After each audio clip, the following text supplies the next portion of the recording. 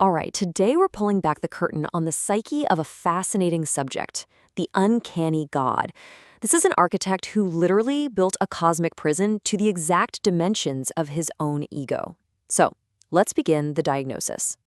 You know this quote?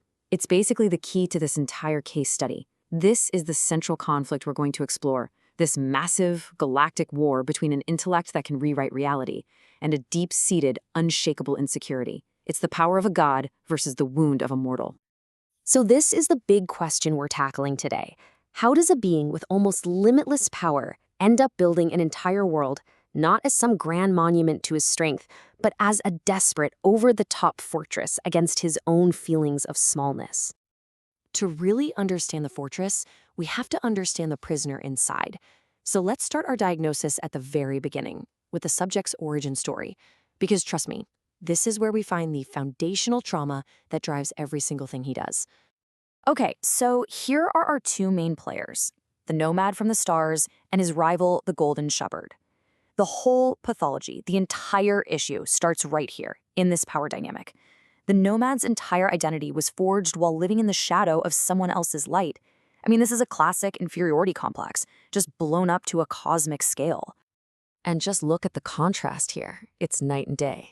On one side, you've got the golden shepherd, a figure of just effortless strength and grace, someone who didn't even need a throne to be powerful. And on the other side, our subject, the nomad, whose own incredible genius felt like, and I quote, a candle guttering in a hurricane. That's the core wound, right there.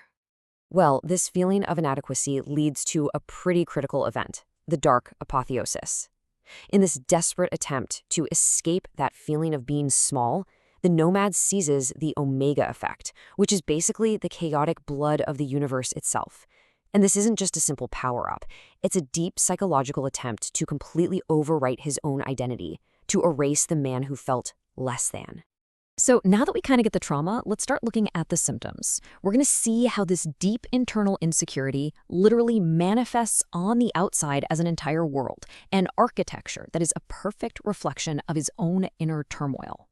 This table really just lays it all out. It's a psychological blueprint. Every single piece of his architecture of logic is a defense mechanism. The calculus spires, they're prosthetic stature. The avenues of necessity, they're there to get rid of unpredictability. The observatories of the void, it's all about creating a panoptic ego. This whole thing is a fortress of logic built on a foundation of pure, unadulterated fear. Let's zoom in on those calculus spires for a second. Functionally, they're these massive processing nodes that siphon the chaotic blood of the universe. They literally scrub the environment of human suffering, turning the sky into this sterile silver mirror and replacing the smell of sulfur with this cold, low-frequency hum of data. But that's just the what. The why is the crucial part. The spires are so incredibly tall for one simple reason. The nomad still feels short. They rise up like the silver spears of the Tuatha De Danann, a vertical denial of his mortal smallness. Every single inch of chrome only serves to measure the exact depth of his insecurity. And all of this brings us to the whispering ghost. In the perfect sterile silence of this world he's built, this is the one variable the architect can never solve for. It's the rounding error in his perfect equation, that internal echo of the golden shepherd, the nagging, haunting memory of being less than. His entire planet is designed to silence it, and yet it utterly fails. You know, an insecure god can't just build walls. He has to build an entire ideology. So now, let's break down the tools he uses to enforce his rigid reality and crush any deviation from his cold, hard logic. This really shows his method so clearly. He takes core concepts that threaten his control and just flips them on their head. Mercy? That's just inefficient resource allocation. Justice? Simply the triumph of the most persistent will. And what about passion or rage? Oh, that's just a leak in the engine of power, something to be harvested as kinetic energy of despair. It's a complete and total inversion of human values. And to enforce this bleak ideology, he summons 3 titans. And they're less like knights and more like living equations. You have the obsidian glider, who severs the curved lines of human whim.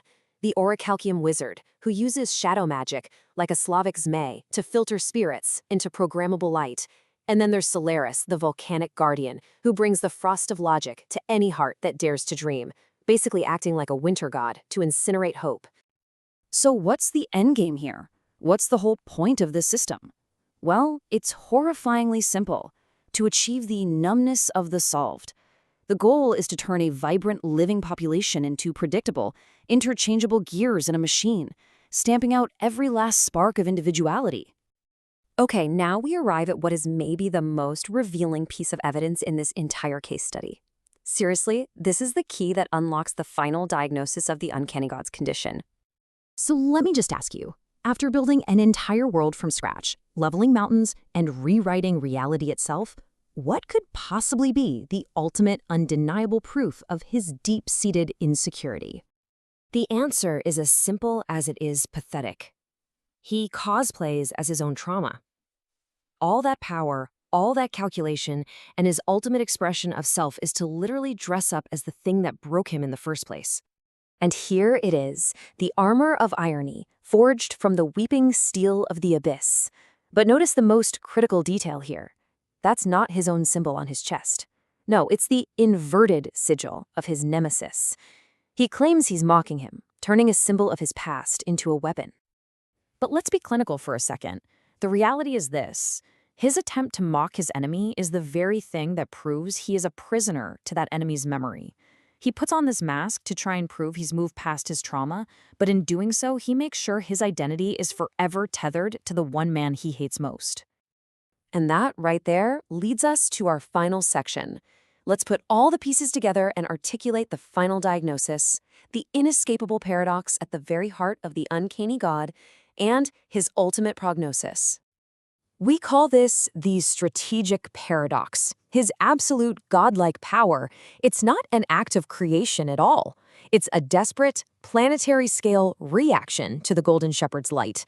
The more he builds to try and shut out his past, the more his entire world becomes nothing more than a perfect, sterile reflection of his own inescapable shadow. So, what's his prognosis? Well, it's a state we call eternal reoccurrence. He is condemned to a cycle he can never, ever break, to have the power to wither entire galaxies with a thought, while forever remaining a slave to the memory of his own mortal smallness.